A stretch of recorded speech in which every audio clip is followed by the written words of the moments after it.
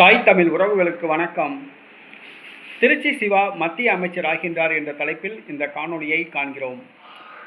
திமுக சட்டமன்ற உறுப்பினர் அனிதா ராதாகிருஷ்ணன் திருச்செந்தூர் தொகுதியிலிருந்து தேர்வு செய்யப்பட்டவர். ஜெயலலிதா, மு.க. ஸ்டாலின் அமைச்சரவைகளில் அமைச்சராக பதவி வகித்தவர். தற்பொழுது அனிதா ராதாகிருஷ்ணன் தமிழக வெற்றி கழகத்துடன் மோதல் போக்கை கடைபிடித்துக் கொண்டிருக்கிறார். ஆத்தூரில் நடைபெற்ற ஒரு நிகழ்ச்சியில் தமிழக வெற்றி கழக தலைவர் ஜோசப் விஜயை ஒருமையில் பேசியதற்காக கைது செய்யப்பட்டு அன்று நள்ளிரவிலேயே அவர் சொந்த ஜாமீனில் விடுதலை செய்யப்பட்டார். இந்த சூழ்நிலையில் தொடர்ந்து தமிழக வெற்றி கழகத்தை குறை கூறி வருகிறார். தற்பொழுது தன்னை தமிழக வெற்றி கழகம் விலைக்கு வாங்க முயற்சித்ததாக கூறியுள்ளார். தன்னிடம் கோடிக்கணக்கில் பேரம் பேசியதாக கூறியுள்ளார்.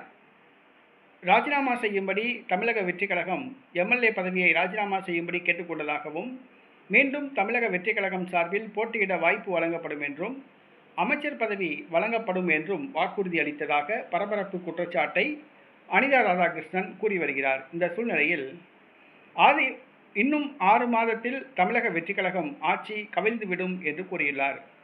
மு.க. ஸ்டாலின் மீண்டும் முதலமைச்சர் ஆவார். டெல்லியில் மத்திய அமைச்சராக திருச்சி சிவா பதவி ஏற்பார் என்று கூறியுள்ளார்.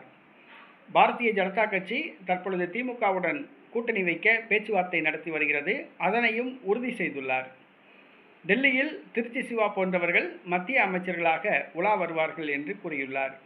இந்தியா கூட்டணியிலிருந்து திமுக ஏறத்தாழ விலகிவிட்டது என்று சொல்லலாம். ஆனால் அறிவிப்புகள் வரவில்லை.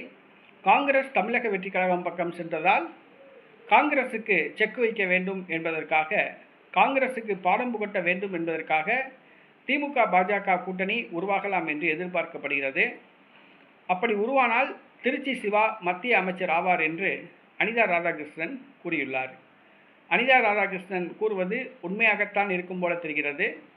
பாஜக, திமுக 2 கட்சிகளும் கூட்டணி பேச்சுவார்த்தை நடத்தி வருவதாக கூறப்படுகிறது.